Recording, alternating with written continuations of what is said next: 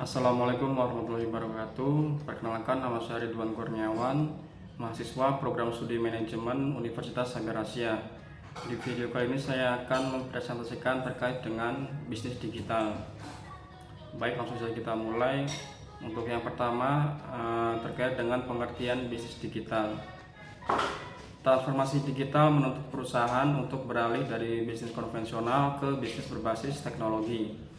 Terlebih pada saat ini, perilaku konsumen cenderung mengutamakan kecepatan dan kemudahan dalam bertransaksi. Kemudian dari fenomena tersebut lahirlah konsep yang disebut dengan bisnis digital. Bisnis digital sendiri merupakan aktivitas promosi baik untuk sebuah brand, produk, ataupun jasa dengan menggunakan media elektronik atau digital.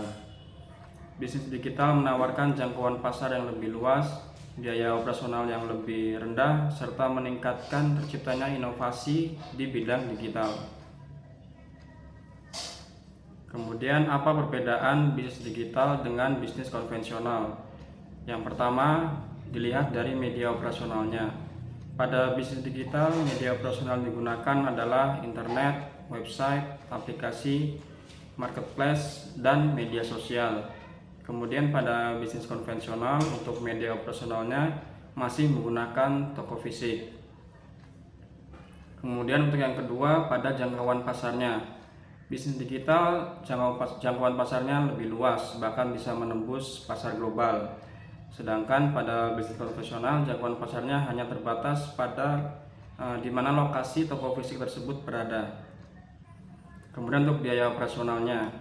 Pada bisnis digital, tentu biaya operasional yang dibutuhkan relatif lebih rendah karena tidak terdapat biaya untuk membeli ataupun untuk membayar sewa untuk toko fisik. Sedangkan pada bisnis konvensional, biaya operasionalnya tentu akan lebih tinggi karena memerlukan biaya untuk membeli ataupun menyewa toko fisik yang dimiliki. Kemudian untuk waktu operasionalnya, pada bisnis digital, waktu operasionalnya dapat beroperasi hingga 24 jam.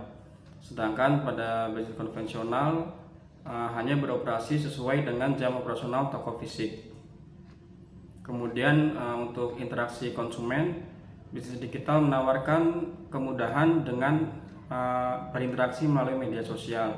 Sedangkan pada bisnis konvensional, interaksi hanya dapat dilakukan di toko fisik. Kemudian untuk pembayaran, pada bisnis digital, mayoritas menggunakan pembayaran digital yang tidak memerlukan hadir secara langsung ke toko fisik. Sedangkan pada bisnis konvensional, mayoritas pembayarannya hanya dapat dilakukan di toko fisik yang tersedia. Kemudian kita akan mengenal jenis-jenis bisnis digital. Untuk yang pertama yaitu versi digital dari bisnis non-digital. Jenis dari bisnis ini merujuk pada transformasi model bisnis tradisional atau fisik menjadi versi digital.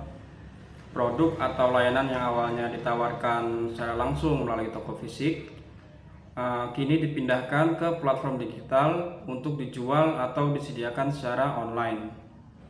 Contoh dari versi ini adalah e-commerce, yaitu toko fisik yang beralih menjual produk melalui platform digital, misalnya toko pakaian yang membuka situs web atau aplikasi seperti Tokopedia, Bukalapak, atau Zalora. Kemudian untuk layanan penginapan, pada saat ini hotel banyak yang menyediakan metode pemesanan kamar secara online melalui situs web ataupun aplikasi. Ini memungkinkan pelanggan memesan tanpa harus datang ke hotel secara langsung. Contohnya adalah booking.com atau Airbnb.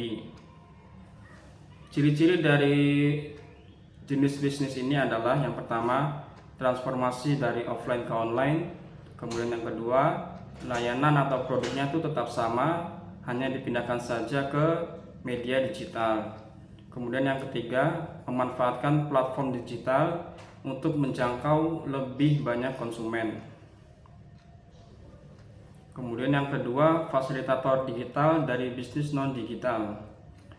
Untuk jenis bisnis ini menyediakan platform atau teknologi yang memfasilitasi interaksi atau transaksi antara pihak yang tidak berhubungan sebelumnya tanpa langsung terlibat dalam produk atau layanan itu.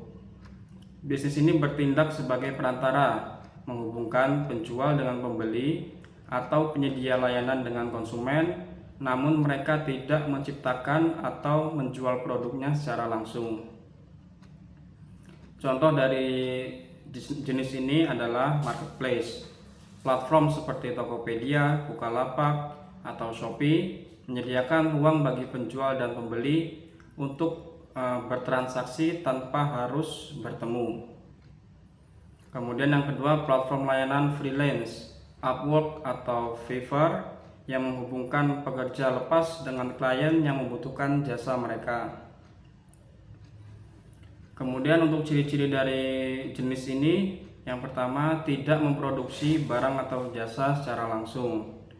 Kemudian menyediakan platform untuk transaksi antara dua pihak yang berbeda. Yang ketiga, mengandalkan konektivitas dan teknologi untuk memfasilitasi interaksi. Kemudian untuk jenis yang ketiga adalah bisnis digital hybrid. Bisnis ini adalah model yang menggabungkan aspek dari bisnis fisik atau konvensional dan bisnis digital.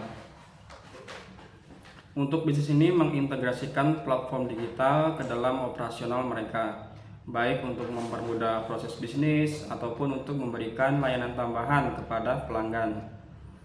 Bisnis hybrid ini tetap mempertahankan elemen fisiknya, tetapi sangat mengandalkan teknologi digital untuk memperluas jangkauan dan efisiensi operasionalnya. Contoh dari jenis bisnis ini adalah restoran dan layanan makanan. Restoran fisik yang menerima pesanan melalui aplikasi atau website, misalnya Pizza Hut atau McDonald's. Kemudian untuk toko retail, biasanya toko fisik yang juga memiliki situs web atau aplikasi mobile untuk pembelian produk, misalnya IKEA. Lalu ciri-ciri dari jenis bisnis digital ini, yang pertama itu menggabungkan layanan fisik dan digital dalam operasional bisnisnya. Kemudian yang kedua, menggunakan teknologi untuk meningkatkan efisiensi dan jangkauan pasar. Kemudian yang ketiga, mempertahankan interaksi fisik namun juga memanfaatkan saluran digital. Baik, selanjutnya kita akan melakukan studi kasus kepada salah satu startup digital terbesar di Indonesia, yaitu Gojek. Gojek adalah salah satu startup digital terbesar di Indonesia yang menawarkan berbagai layanan berbasis teknologi. Pada awalnya Gojek hanya melayani ojek online. Namun saat ini telah berkembang menjadi platform digital dengan berbagai layanan yang mencakup transportasi, pengiriman barang, pembayaran digital, makanan, dan banyak lagi. Dengan saat ini lebih dari 170 juta pengguna di Asia Tenggara, Gojek menjadi salah satu contoh sukses transformasi digital dalam dunia bisnis. Jenis-jenis bisnis digital yang diterapkan oleh Gojek adalah sebagai berikut. Yang pertama, layanan fisik dengan teknologi digital. Gojek mengintegrasikan teknologi digital dengan layanan fisik, menghubungkan pelanggan dengan penyedia layanan fisik seperti ojek dan mobil online melalui aplikasi. Kemudian yang kedua, platform digital untuk pengantaran dan logistik. Layanan seperti GoSend dan GoFood mengandalkan teknologi untuk pemesanan, pelacakan pengiriman, dan pembayaran online, serta memfasilitasi transaksi antara pengguna dan penyedia layanan. Kemudian yang ketiga, layanan keuangan digital atau GoPay. GoPay adalah platform dompet digital yang memungkinkan pembayaran dilakukan secara online melalui transfer uang atau pembelian produk dan layanan lainnya, menciptakan layanan digital yang praktis. Kemudian keunggulan bisnis digital Gojek. Gojek adalah contoh yang sangat baik dari perusahaan digital hybrid, karena Gojek menggabungkan antara layanan fisik dengan teknologi untuk menciptakan ekosistem layanan yang komprehensif dan efisien. Dengan keberhasilan mengintegrasikan berbagai layanan, Gojek menunjukkan bagaimana bisnis dapat bertransformasi secara digital dan meningkatkan potensi pendapatan serta memperluas pasar tanpa batas geografis. Kemudian yang berikut adalah pengertian dari beberapa keunggulan bisnis digital Gojek. Yang pertama, pasar tanpa batas. Gojek memungkinkan bisnisnya menjangkau pelanggan dari berbagai lokasi, bahkan hingga ke daerah yang sebelumnya tidak terjangkau oleh layanan konvensional di seluruh Indonesia dan beberapa negara Asia Tenggara. Kemudian yang kedua adalah potensi penghasilan. Layanan dari Gojek memiliki potensi penghasilan besar bagi perusahaan, mitra pengemudi, dan penjual. Diversifikasi layanan dan sistem pembayaran GoPay menciptakan berbagai peluang pendapatan. Kemudian yaitu pemanfaatan teknologi digital. Teknologi seperti GPS, data analitik, dan machine learning digunakan untuk mempercepat pemesanan, melacak pengiriman secara real time, dan memberikan rekomendasi personal serta pembayaran digital melalui sistem.